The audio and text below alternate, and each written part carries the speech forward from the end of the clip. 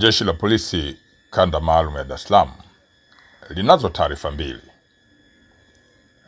Taarifa ya kwanza ni ya tarehe 18 mwezi huu Machi wa 2026 majira ya saa 5 asubuhi eneo la Chanika Ilala, Dar es Salaam,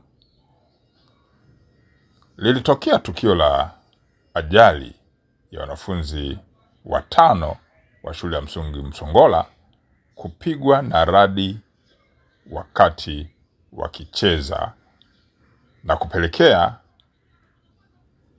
wanafunzi 3 kupoteza maisha na wengine 2 kupata majeraha.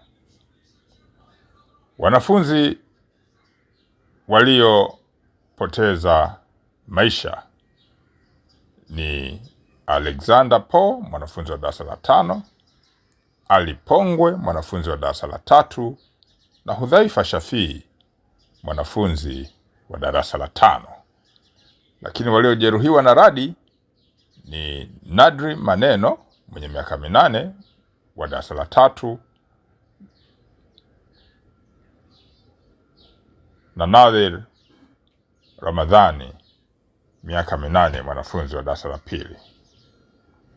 Wakati huo polisi Dar es Salaam inafanya uchunguzi wa taarifa ya tukio la mauaji ya mtu aliyefahamika kwa jina la Athmani Nyanza aliyegundulika kuuawa na kufukiwa kwenye shimo pembeni ya nyumba yake mtaa wa Kimya Kimya, Zingiziwa, Ilala, Dar es Salaam.